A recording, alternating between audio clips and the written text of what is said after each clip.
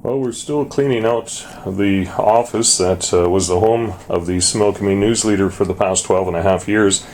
And we're finding all sorts of things that we've stored here over the years. This particular box is something that's followed me for a number of years. It actually contains a rather interesting piece of apparatus that I'm going to show you here in a moment. But I want to kind of give you a little bit of information on this.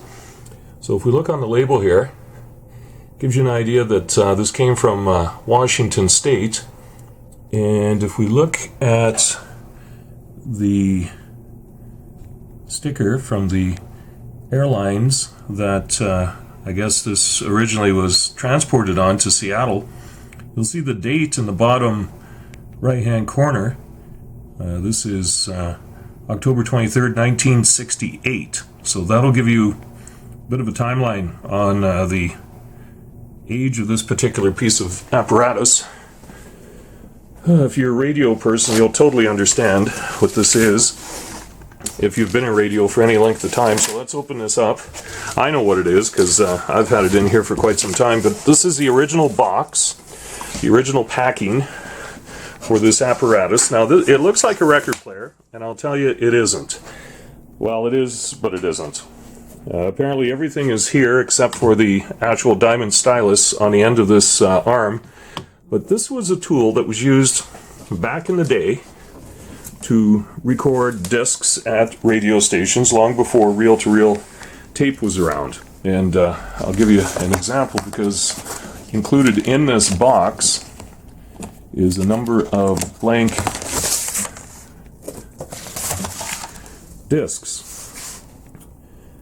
So as it says on here, it's an audio disc, it's a recording blank. These were produced in New York, and it says right here, recorded at 78 RPM or 33 RPM, outside in, inside out. So if you're recording some data on here, and in most cases it would be maybe an interview or a commercial, you would circle those so people knew what it was, and write on the label, of course, what's on it. So let's pop this out and take a look. Oh, there's actually some grooves on this. I didn't realize this. So this might have been actually a test disc at one point.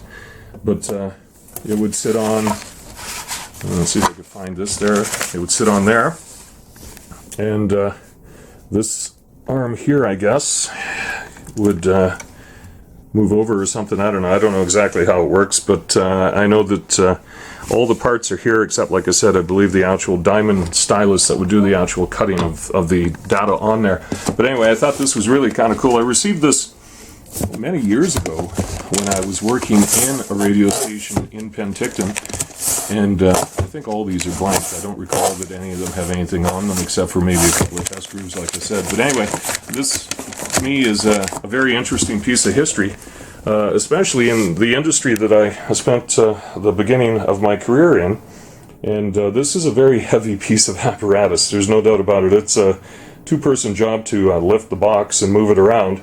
And I seem to recall, if my memory serves correctly, I know where I got it. I got it from CKOK Radio in Penticton, British Columbia. I worked there from 1981 to 1986.